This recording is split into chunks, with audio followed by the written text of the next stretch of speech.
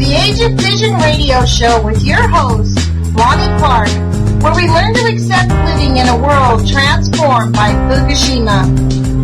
Monday, Wednesday, and Friday from 8 a.m. to 9 a.m. Pacific Standard Time here on UCY.tv, we relentlessly engage every ear that listens. We share information about the facts of radiation and the nuclear industry. We discuss vital current events and explore the roots of social engineering that has caused so many of our beloved friends and family to intentionally ignore the most critical, catastrophic event in human history. We interview activists who do the hard work to discover the truth and get the word out. We disclose the NRC's daily nuclear alerts and take phone calls from our listeners in an effort to fully engage on all topics that are changing our world. We explore exactly how radiation affects our bodies and minds to dissipate your fears and face the truth.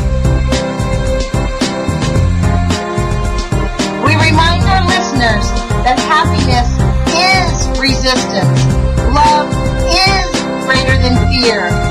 We share information on how to take your life back from the systems intent on enslaving our bodies, minds, and souls.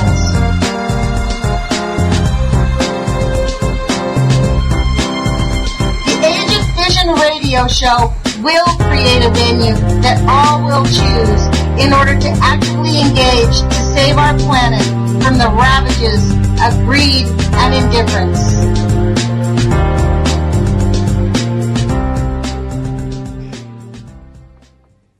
Hi, UCY.tv radio listeners. This is Lonnie Clark. We seem to have a bit of an echo. I hope that it doesn't come through to you.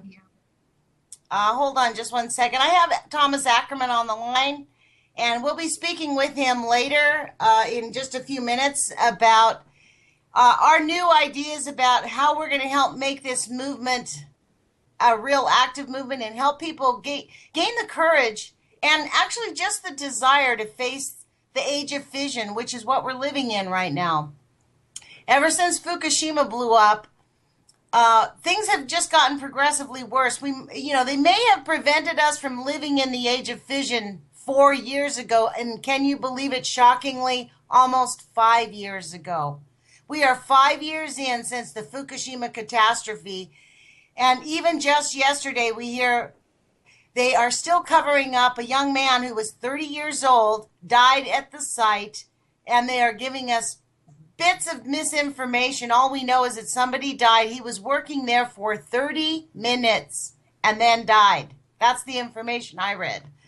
So it is time for us to actually just learn how to embrace living in the age of fission and stop being angry about it. One of the things I really want to bring up right away is the comments section on the UCY.tv YouTube video section. I got a really great comment from a gentleman named Eric Oppenheimer saying, "Stop yelling at your listeners." I actually was not yelling, but I actually do get excited. So you have to forgive me if it sounds like I'm yelling sometimes. I'll make an effort to be more calm when I'm on the radio so I don't sound like I'm yelling at people. But, one of the things we need to do is really figure out a way to how to actively engage and make this something that people are willing to acknowledge, face, and find solutions. I'm an eternal optimist. I believe that we can find a solution. The reason that Fukushima is so completely out of control is because they've never really tried to find a solution. I mean, they say they're going to build an ice wall. They knew before they even did that project it wasn't going to work. Part of the reason that they're having such a hard time about it is they're not admitting what the situation really is. They've never, ever come clean that we have nuclear power plants in the state of fission, which is basically what they call the China syndrome. We have the China syndrome going on our planet, something we have never seen. In this article that I'm reading on my YouTube channel, it's called "The Safety of Nuclear Power."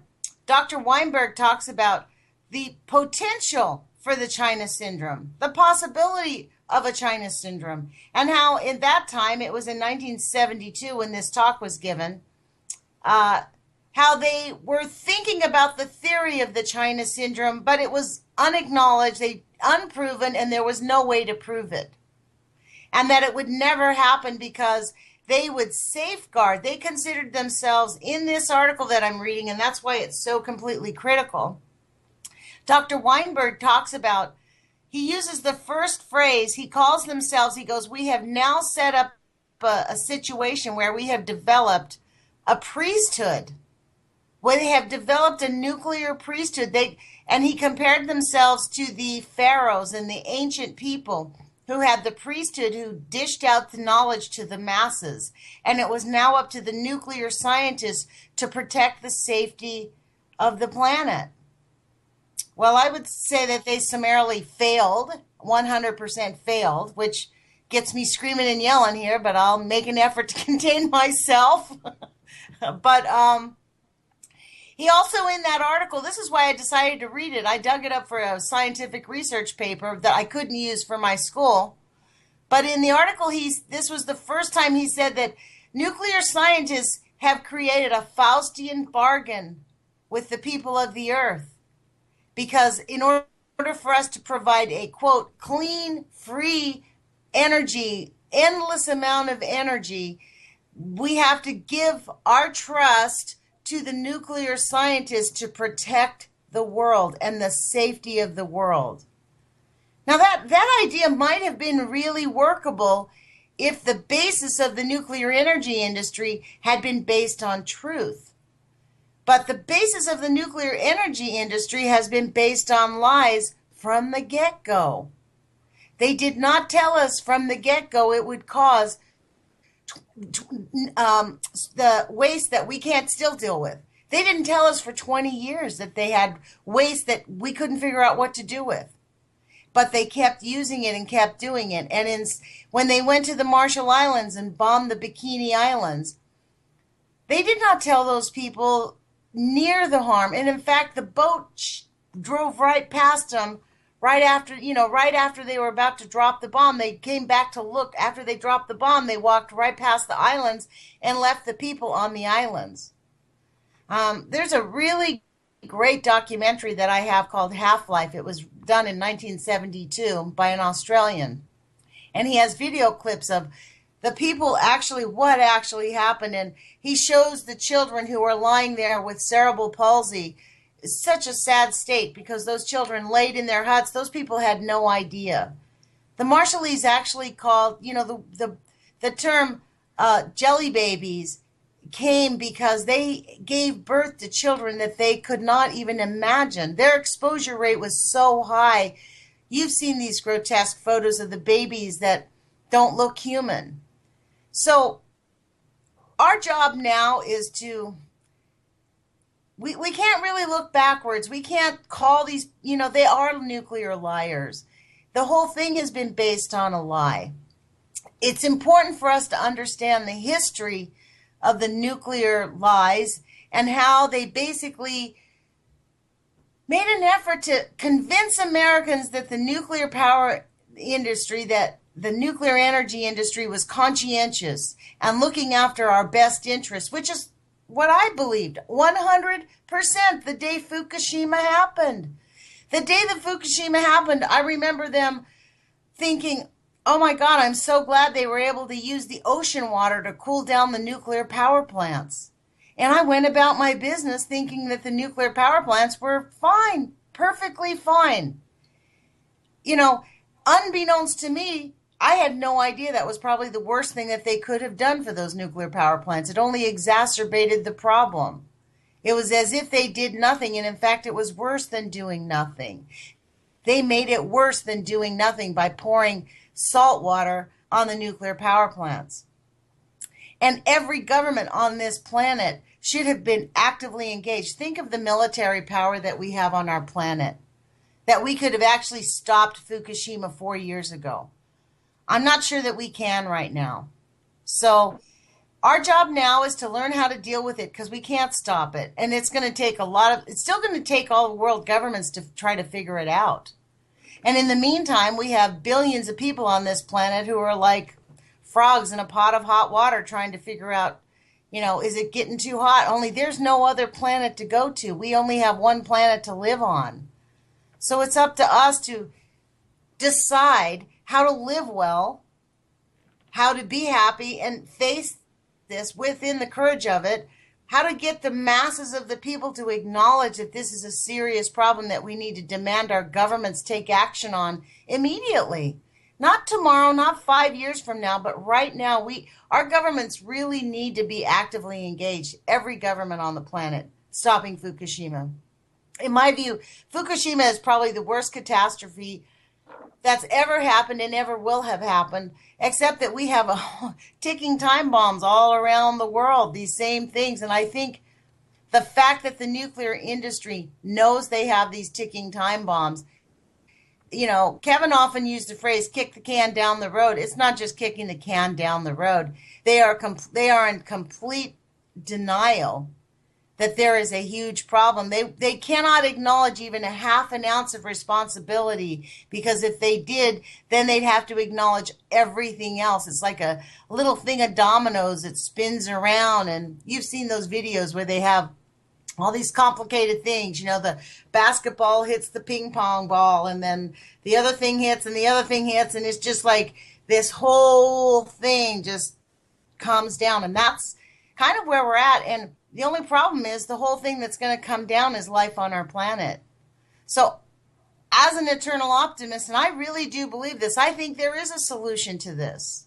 I think that once there's enough political pressure on our governments, that they will find a solution. I mean, I have done a lot of reading on what's called sound healing, and I intuitively believe that that's where it will go, because sound moves molecules. And I think maybe that's a solution. One of the things I wanted to do today, though, and I promised you that I would have this interview. My show is called The Age of Fission, and this brilliant artist that worked with us in the Post-Ignorance Project is Thomas Ackermann, H. Thomas Ackermann. He's an artist who has been really very well known in the art world in his own time, and he lives up in Canada. He's still... So for me, I'm in awe of a human being who can actually make a decent living selling his artwork. I think that's completely awesome. And he came up with this idea of the Age of Fission. That was his idea. He put out a video maybe a year and a half ago talking about we are now in the Age of Fission. And he has come up with an idea to help us as a culture move into the idea of accepting the Age of Fission. Because once we accept that we're in the Age of Fission, a lot of brilliant minds can come to us.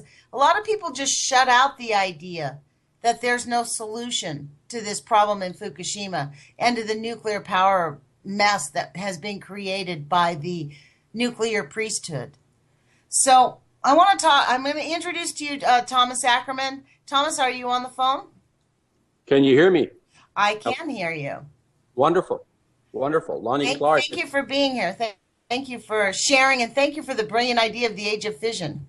Well, first of all, it's always fantastic to get a call from Lonnie Clark, a warrior of conscience. You know how I go on about conscience, and I think you're a frontliner on that, on our behalf in terms of conscience, what I say to do the right thing. And I just get a thrill when you give me a call and say hello, and we have our discussions, and at the end of it, I feel a hell of a lot better than I did before I talked to you. Well, thank you. Me too, actually. And the other part, I'm also really honored that you chose this title for your radio program, The Age of Fission. You said, "Oh, Tom, can I use it?" And I said, "Bloody right, you use it." I mean, that's fabulous. That's like, the understanding is, I don't know why I thought of this, Age of Fission, probably some historical stuff that goes through my mind, but the fact that you decided to use that, I think you could have also said conscience radio. I think that would have been pretty good too, to describe your nature, but I'm thrilled you used Age of Fission. Well, for me, the Age of Fission is really the fundamental reason why every single day I wake up and try to figure out what's going on in Fukushima and what nuclear lie is out there perpetrating harm to unknown suspects, unsuspecting people. That's my thing, is like, I was completely unsuspecting when Fukushima happened. I ignored it for a year and a half. I mean, I had a nightmare on May 5th, 2012 that got me actively engaged in this. I did not know Kevin Blanche. I did not know about YouTube. I had never really been on YouTube prior to that date. The only reason I went onto YouTube is because that's the only place that I could find information about Fukushima. I saw a video by Miss Milky the Clown, and frankly, it was hilarious. It was the funniest thing I'd ever seen in my life. It was like, this is hilariously funny, because she put in those little comments. She would report the real hard, grotesquely difficult news to digest and insert a little video clip that like, humans can only take so much, right? So at just the right time, when it would just become too oppressive, there was like a little bit of a humor that kept me actively engaged. And it was such a brilliant way of doing it. And then I started researching and really looking around, and it made me realize how, in sales, there's a phrase that says, you don't know what you don't know until you don't know it. Right? And that's where we're at right now. Well, if you want to, I also, Miss Milky the Clown, I think everybody knows it's Jan Brooks, and her material that she exposed was so crucial in terms of the facts, just the facts, ma'am, right? It's like Sergeant Friday, the female version of Sergeant Friday, just the facts, ma'am. And she was just extraordinary on digging this stuff up. And actually, I think that as a sort of, for a clarification, I've mentioned this on my YouTubes, but the idea of the Age of Fission is something that go back, I think, the seed of this is in 1938, when a couple of physicists, Strassmann and Hahn in Germany or Austria, I'm not sure, actually invented plutonium-94. Now, apparently Fermi had done a similar thing in 1932, but had no clue what the hell was going on. And in 1938, these two Germans figured out how to invent a new element for the periodic table, and it was a lethal, toxic element. And I believe that's when I thought of the Age of Fission, when I researched that. So we've been in the Age of Fission since that invention of plutonium-94, for people that want to sort of see a little bit of a background here. And the information is unequivocal, and I know there are people that are saying, well, you're not a scientist, you're not this, you're not that. And I agree, I'm not a scientist, but I've got a heart beating in my chest, and I'm still connected to some form of reason and logic, and the two together create conscience. So I think the Age of Fission is a combination of what you're now starting to talk about on the radio, about just really accepting this on some level, that it's impossible to deny. Denial means destruction, annihilation. And how do we proceed? And, you and I talk about this, and the idea of, I kind of look at it like 3 phases. I figured out 2 phases, maybe the third. Can I talk about that? Sure, but I do want to interject this one idea. Okay, go ahead. You said, I'm not a scientist. Well, for me, neither you nor I are scientists, but that is the function of science, is to put scientific data in a way so that people can comprehend it. That's why we have scientists. We have scientists to share their mathematical and knowledge, their mathematical capacity, their ability to digest complicated concepts and boil them down into something that is useful to humanity. So we don't have to be scientists. People always say, well, I'm not an expert, I can't really tell. Well, we don't need to be experts. We need to be able to rely on the scientists. And that is really the fundamental thing. In the Age of Fission, what went awry is the scientists withheld and actually manipulated the information to not disclose the truth. And unfortunately, in real science, the truth is evident. You can't have a hypothesis and have a preconceived idea at the beginning. You know what I mean? Yes. So Yes. that's the only thing I want to interject is that as regular people, we have a right to look at this information and digest it and say, wow, maybe we aren't, you came up with this concept of the age of fission after understanding and doing some research and how did this stuff get created? And a light went on in your head. You said, wow, we've been in the age of fission since 1938. Right. And nobody knew it.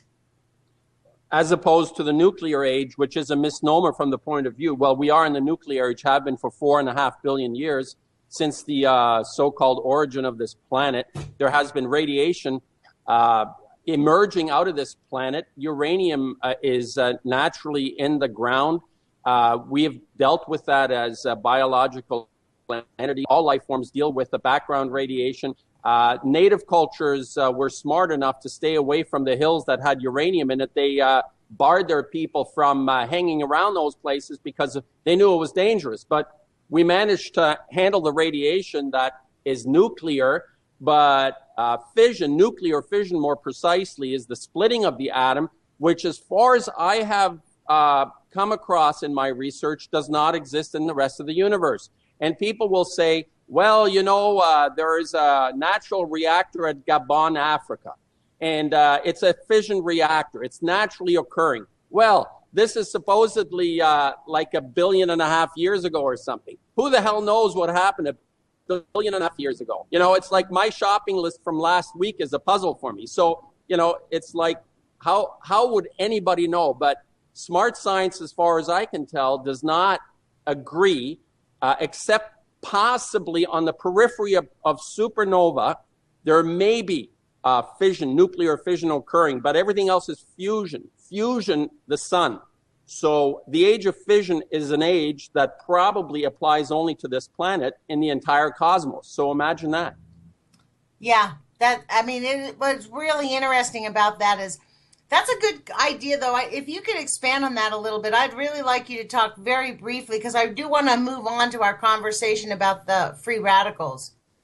Okay. But this is something that really confuses, frankly, even me. This took me a long time to get this idea, and I imagine there's a lot of people who aren't like me. I'm not a scientific mind. I get confused between the word fission, fusion. You say fission is the splitting of the atom. Would you explain what fusion is? Because the media, when I really appreciate the idea that you say we've been living in the age of nuclear for millions of years, did you say? Billions, right. Yes, billions. So and so they manipulate that to say, oh, well, we've always had radiation, but we've never had fission. We've never had the age of fission where man created a new element to the periodic table. But if you would you explain in simple terms, because you have a really gift for that, what fusion is? Well, I probably, I make, I'm not sure, I'm making fission paintings right now. I haven't really been able to think about fusion because it's not an issue for us, because it exists no matter what. It's the sun, and the sun is not necessarily, when you supposedly get beyond the Earth's atmosphere and the magnetics that protect us from the ultraviolet, fusion is not a problem for us the way fission is, because we've created, well, it's a monster, because Dana Durnford understands, he'd be a great guest as well to explain this part of it. But basically, conceptually even, to split something, it's not creating. Fusion creates atoms, and fission destroys atoms. So the fundamental principle behind the two aspects of nuclear, one is creative, one is destructive. And that doesn't mean that we can, stand in direct ultraviolet light and survive. But the way we're structured is we're able to metabolize what part of fusion we experience. But fission is something the biological organisms cannot metabolize, because it keeps on what is called, well, cancer is basically uncontrolled cell growth. And I think this is a chain reaction, an uncontrolled chain reaction in a physical environment is very much like cancer, and it's uncontrolled cell growth. And that's what we're facing in the age of fission, uncontrolled cell growth, which will manifest itself in biological forms as mutations and cancers. And I think that somebody that has a grasp of the two processes will acknowledge that fusion is everywhere in the cosmos, as far as we can tell, and fission does not exist. That's great. Thank you. Thank you for that quick synopsis. And that brings us about to this idea that in the age of fission, we actually really need to learn how to live in the age of fission, because it's not going away. It's not going away ever. And so while we're trying to figure out a way to save the planet, and we're encouraging the scientists to really develop and be honest and get back to science instead of manipulating and, kowtowing to the money lords, really, the people who own the money, who control them. We really need to embrace this. And our goal here, at least my goal, is to get people, encourage them to appreciate living and utilize their resources to the best they can to really make an impact, to get people to change their lifestyles, to get actively engaged. There's somebody put a comment on one of my videos that, hate to break your bubble, but with the Illuminati and the people who are controlling the planet, we're all just toast, and you might as well just brace yourself for the end. I'm personally, I'm just not willing to just give in and, pile up a stockload of bullets and guns and, 5 years worth of food and hope I can make it through the so-called hell that's about to ensue. I have a higher sense of humanity. I think that as humans, we are going to pull together when it gets to be a critical mass, when they can no longer hide it. I mean, we're coming on that time. We're almost 5 years into Fukushima. It is a known fact that many of the worst events from nuclear contamination start presenting themselves after 5 years. That's when low-level radiation creates, the lower, and not even just the higher exposure, but those after 5 years is when you start to see very severe things happen. And that's aside from the fact that the nuclear power plants are crumbling. Like what did ENE News say this week? There's there's massive signs that the buildings of Fukushima are sinking. Wow. Well, if they're sinking, that means that at some point they're going to collapse. Wow. And we need to be prepared for that. People need not to be shocked that that's going to happen. You know what I'm saying? It is probably an inevitability at this point. I don't know if any government or any agency has the capacity to stop it. So in the meantime, I want us to talk about the free radicals, to get a movement going through the use of art and people's artistic expression, because art is an expression of our love of life. And so that is how I really agree with this idea about this. And we can actually share information about how we can protect ourselves through health and nutrition, because that is, and I really believe that humans have the capacity to change. People say, well, I don't want to have to change. Well, the fact is everybody does change. Whether you say you want to or not, you're changing. So my goal is just to put information out there, talk to activists, and tell us what the truth is. And I really also want to speak about the social engineering. But let's get back to the free radicals. If you would, please give a quick synopsis of what your view is of your idea and your brilliant inception about the free radical movement, what we can do in a way to help people acknowledge the catastrophe that's going on in Fukushima.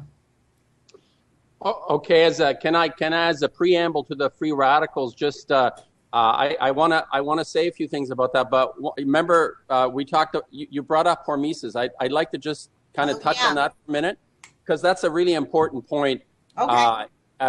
Since if you kind of if you can accept we're in the age of fission, then hormesis is almost a natural byproduct of that, because there has to be some kind of campaign to get us to accept the fact that radiation from a chain reaction, from a nuclear fission chain reaction, is actually an acceptable condition for us. And I think you brought this up. Hormesis is basically a philosophy, I call it a mantra probably, of accepting lethal radiation as a a natural phenomenon now. Is that Kind of, is that yeah, that's sort of what they're trying to frame it in the back of our heads. Like, don't be worried about Fukushima.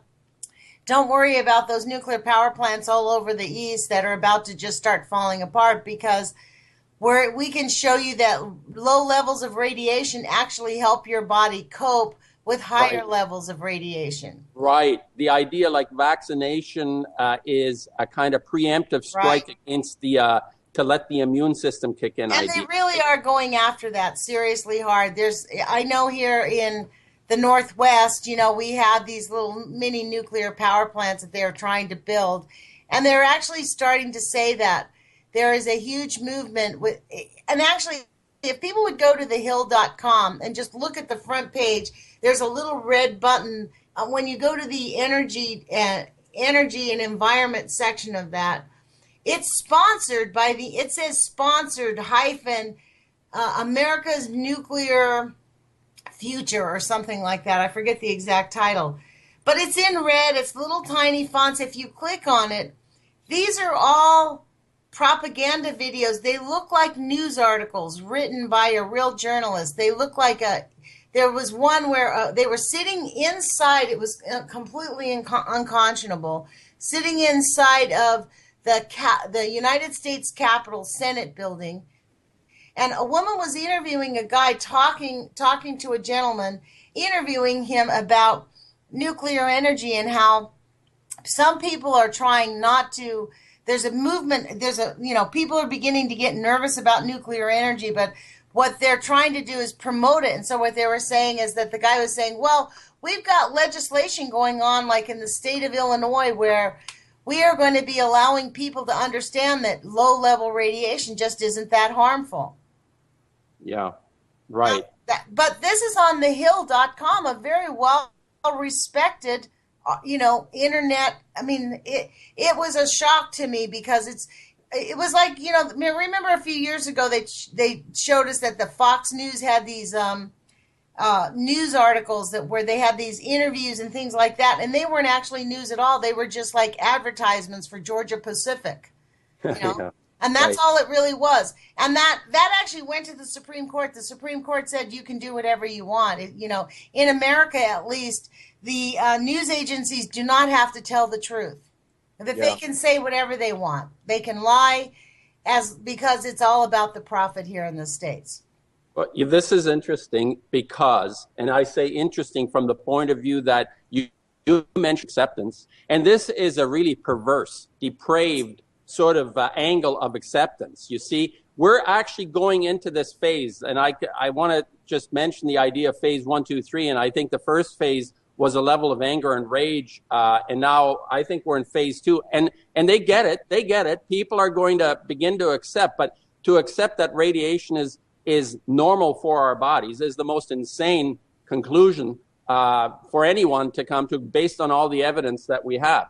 But the idea of hormesis, I tied in with, I did a little research on Darwin, the origin of species and natural selection. And there's an excellent biologist, you can find him on YouTube, called Jonathan Wells. He's a biologist. And he's basically understanding mutations. And the idea that we come from amino acids that swim around in some weird kind of soup, and then it turns into life. I would even go further back than amino acids and say, how would an amino acid organize itself? How do you actually end up or get to the point where you have some kind of a concoction that literally establishes life in the first place? Then you have like billions of years of single cellular organisms, supposedly, that all of a sudden explode at the, I don't know what that age is called. It has a name. Anyway, there's like an explosion 500 and some million years ago. You have thousands and hundreds, millions of creatures appearing out of nowhere all of a sudden. And it miraculously is supposedly mutation. Now think of this, Lonnie. When I was listening to this fellow, he said there are 3 types of mutation as far as biology is concerned. Number 1, the mutation that affects an organism or it mutates an organism and it has no effect on its physical function. In other words, it just continues to work perfectly normally. The second type of mutation is when it severely hinders that organism. Whatever mutation you get, it always severely hinders the function of that organism. And the third mutation is death of the organism. So there, in the Darwinian idea that mutation, for example, that we are radiated now by isotopes from chain reactions, ionized radiation could possibly be beneficial based on the Darwinian idea, is total bogus, because there's no evidence that any mutation has any benefit the way it's being described or being attempted to be described through hormesis, or even, you know, some kind of Darwinian plan that is being reactivated that people basically have you know, just discarded. I mean, it doesn't work, this bogus There philosophy. hasn't been one scientific, in fact, that's the guy that Dana exposed down in New Mexico, who's been... Gilmedi, that's right. He's been testing little, you know, beagles for the last 30 years to try to find a level of radiation that won't kill them. He has yet to find, I mean, instead of, I beg your pardon, instead of having a scientific conclusion that this type of energy is, we don't have enough knowledge to actually put it into use yet. No, we don't. I mean, the idea, it's very exciting that we have discovered this concept and we have the ability to take apart an atom and make it really work. But this is what Goffman said. He wasn't against nuclear. He was against using nuclear. His suggestion to the government was, don't use it to create energy, but he suggested very strongly that we put as much money into it as we did the military to really figure out how to use this capacity before we use it, because it is so highly toxic. He and Tamplin had definitive evidence, and Linus Pauling, by the way, had definitive evidence that nuclear in no way is beneficial to living organisms. It is the splitting of the atom and creating fission is excessively harmful to life on the planet. And that's it in a nutshell. Exactly. And there is no modern mantra of hormesis that will mitigate our mind, our logic, our reason to accept something as ridiculous, that nuclear radiation is a beneficial aspect to our day-to-day life. Like Darwin said that, I'm sure there are a lot of people that are Darwin believers, because that's what it is. It's another form of religion, Darwinism. But that there is some kind of acceptance now, which that's frightening to me, because whatever we're able to accomplish through our YouTubes and the activism that we have, people that are involved, that have a dog in this fight in terms of money from the nuclear industry, are going to try to derail us. This acceptance is not that it's beneficial or it's all right, but that we're in it. I mean, it's bad and we're in it, so let's figure this out now. We're not, we're doing all right because a little bit is okay. And the more you get, the more likely you're able to survive. So anyway. Well, that's the interesting thing, the way they manipulate. It's really, this is why I must, in this radio show, we must discuss social engineering, because it is an intrinsic part of getting people to accept the slow suicide that nuclear radiation will do to our planet. And that's exactly what they're doing. 2 years ago, I guess it was 2012 in Oregon, my own Congressman Pete DeFazio was being challenged by a Republican who, one of his talking points was that he thought radiation was great for the human body. He suggested that this was right after Fukushima. It was so incredulous. Is he married to Ann Coulter? Well, actually, Ann Coulter is another one. Ann Coulter started following. Art Robinson is a Republican, and Ann Coulter they had Ann Coulter go on the television and say that, a little bit of radiation doesn't hurt you. And she sounded like a lunatic then, right? That was 3, 4, 5 years ago. Art Robinson summarily lost. He was asking people, he literally was asking people in Oregon to mail him their urine. So that he wanted to do scientific studies so that he could show that a little bit of radiation was actually beneficial to humanity in the future. And this is their big mantra. And this is why I suggest people going to the hill.com to look at the insidious ways that the people who run the nuclear cartel, the nuclear industry, they are very willing to do whatever. And this tells you how deep the corruption goes. They own the media, essentially. And so, not just in America, but in, like in Japan. I mean, the reason that there's secrecy acts in Japan is because of the media, because the media and the government work together. And so they are all, it's really, for me, I still have not been able to comprehend how they can ignore the facts to their own detriment. It's irrational, Lonnie. It's irrational. It reminds me of Caligula. I used to offhandedly call these people Caligula, you know what I mean? But the fact is, Caligula collapsed, the whole Roman Empire collapsed under its own weight of denial. Yeah. And that's where we're headed. And so I do believe that this is going to collapse. But what my goal is to help people. Somebody's going to survive. We're not all going to just die. It's not going to go away in a day, in a decade, in 100 years. Civilizations that take thousands of years take 500-600 years to collapse, and it transforms. There's no collapse. It transforms into something else. So my goal is to help us really during this period of time. Humans only live for 100 years or so, to have us really embrace our lives and to really appreciate living and to stay healthy as much as we can. There are things we can do to keep healthy. And it's, that's the other part of the propaganda, is to demean the quote health, the health benefits of eating healthy. You have these people. I went off on this camping trip in the Redwoods recently, and one of my campmates says, well, who cares? I'm not going to change my ways. I don't care about eating organic. He's like, I'm old. It doesn't matter. I said, really? It doesn't matter to you if you die in pain or, we need to help people get inspired to live and enjoy themselves. And it was really hilarious because, these people had to spend 3 days in a camp with me. And frankly, I'm a bit of a character, and I have a sense of humor that's a little bit odd, and I really believe in living life. We need to just embrace life and live life and enjoy life. People say to me, well, doesn't it make you depressed to think about this? Well, frankly, facing the Age of Fission makes me feel inspired. Because we're not going back. I love the idea that we're the first generation who gets to acknowledge that we're living in the Age of Fission. It's been going on since 1938, in my view.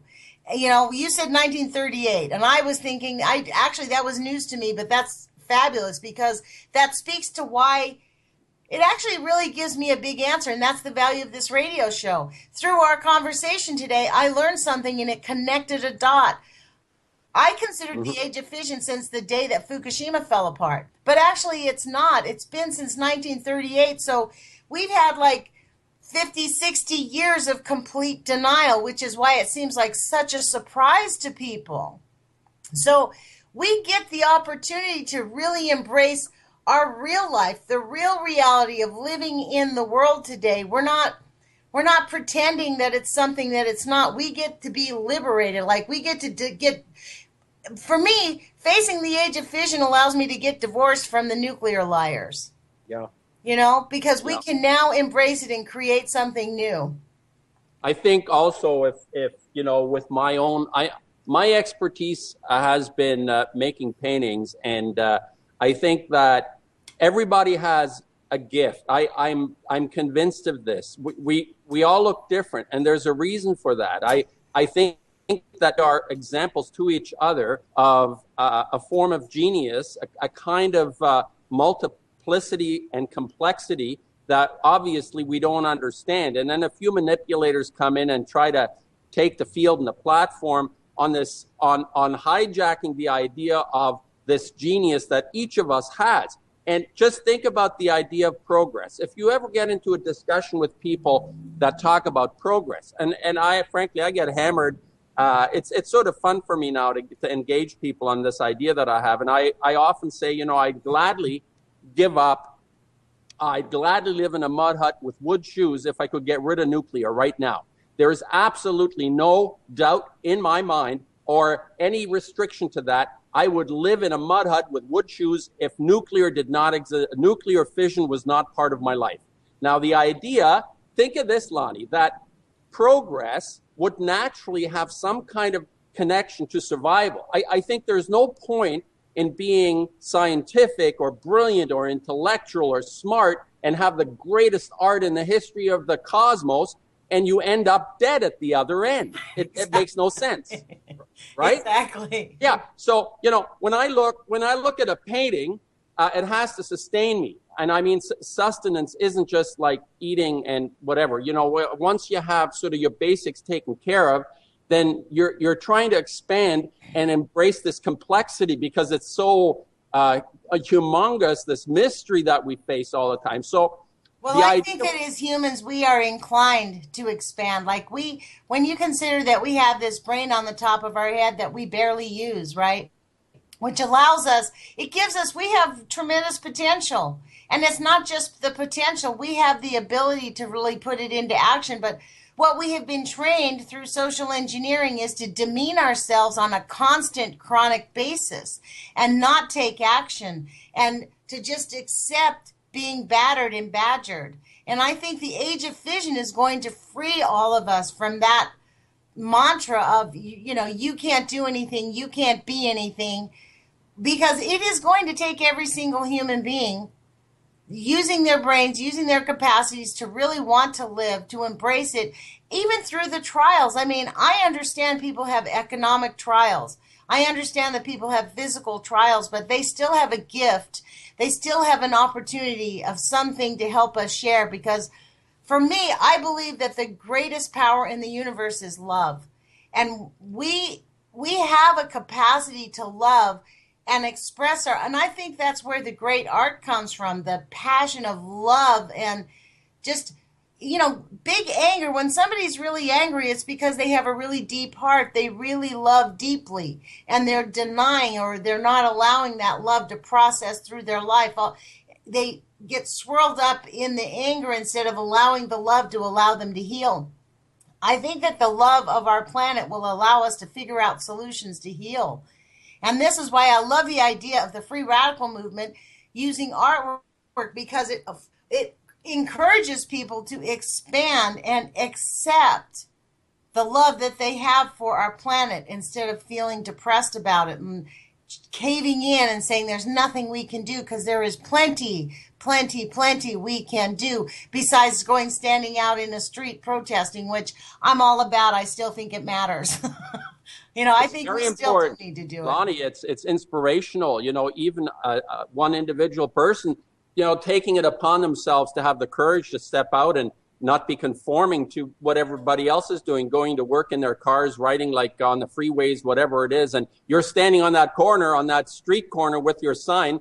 When scientists lie, we die, right? So this is like a pretty courageous step you've taken when you do that. And I think this is, I think you're an extraordinary person, actually, from the point of view that you're putting into action feelings and thoughts and ideas. And I'm more humble about the love idea is an ultimate aim. I kind of call it caring, and most people can identify caring because, when you fall in love, which is sort of, I guess, the ultimate sort of feeling, but everybody can care.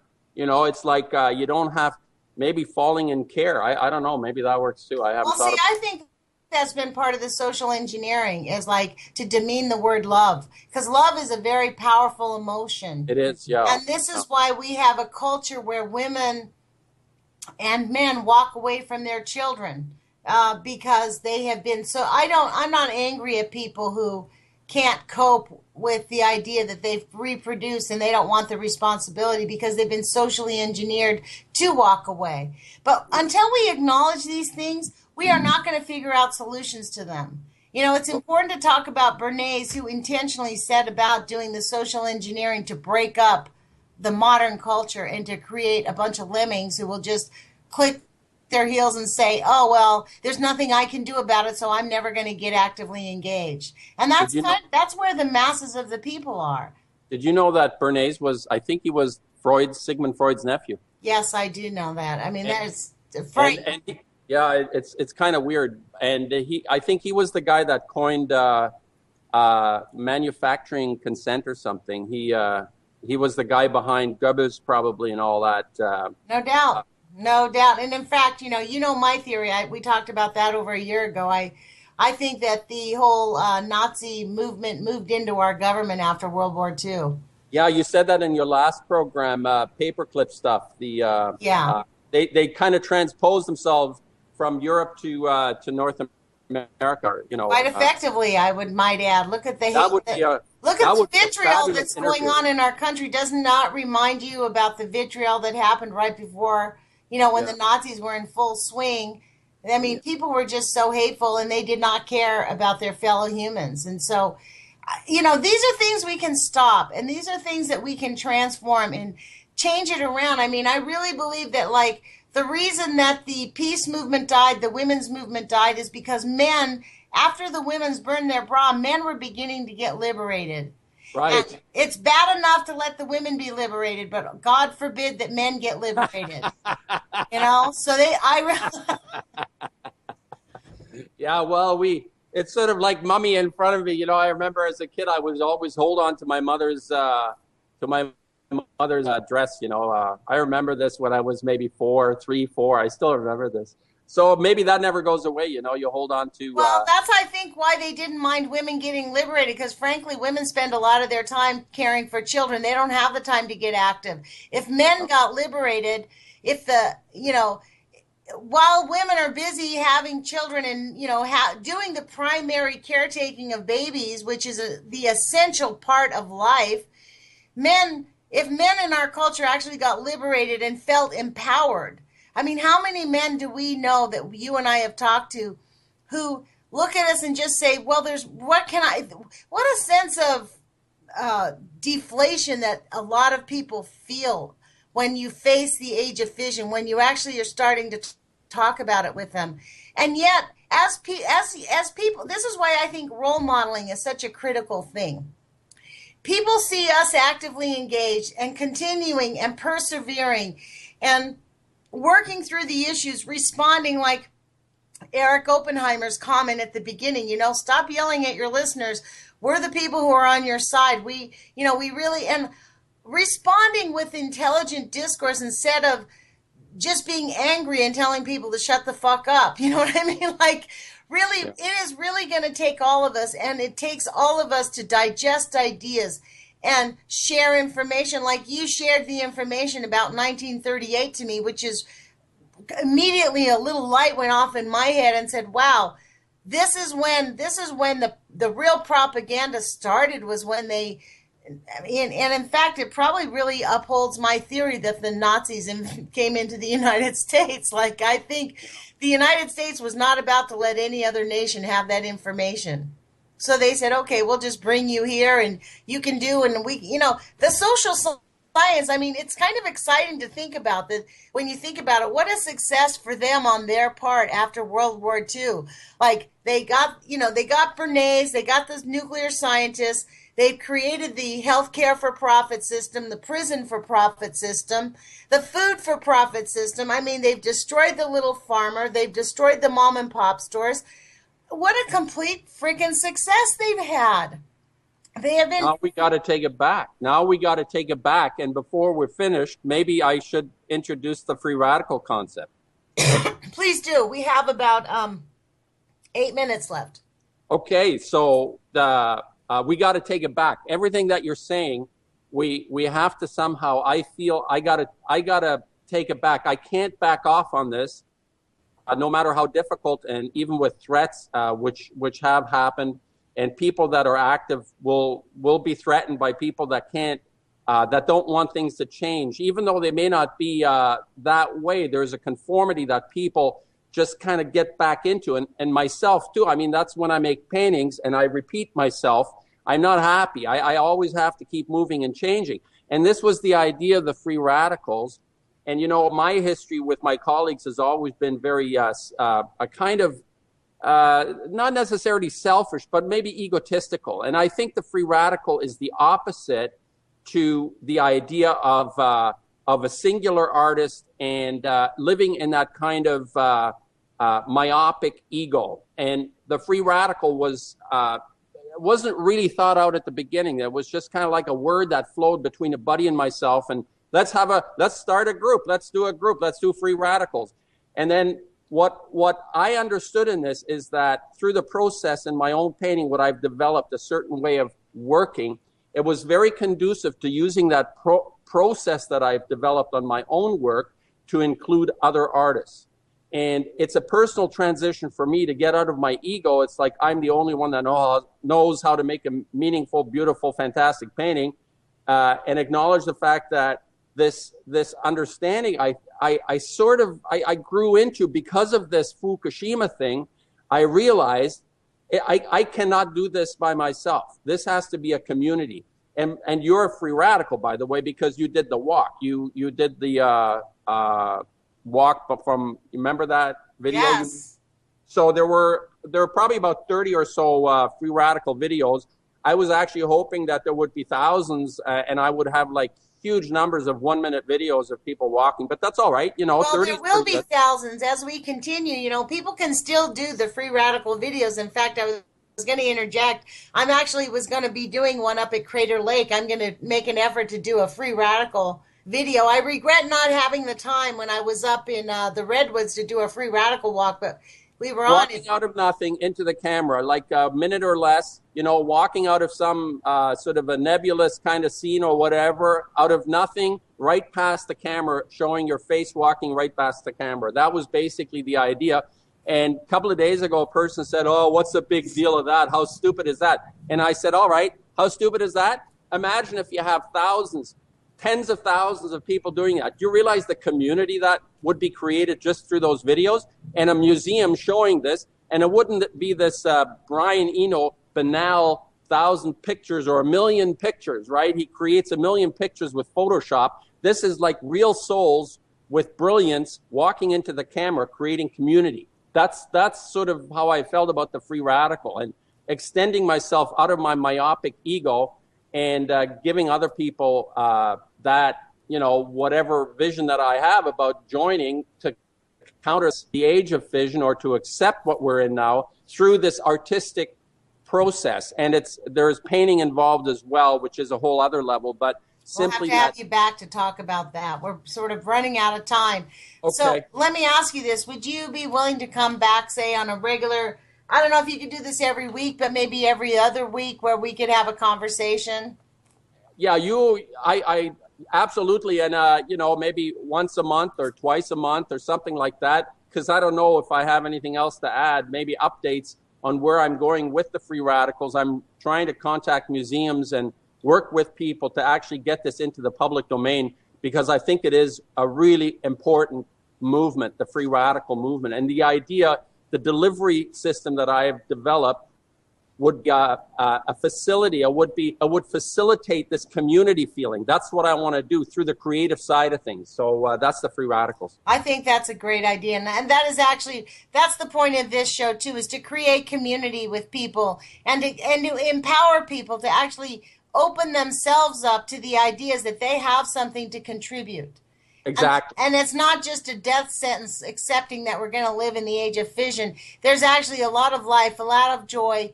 We may not be able to change the fission state that we're in, but we may be able to really push for solutions from the scientists. In the meantime, we create community and spread and share a lot of love and joy with each other. And I think that really matters.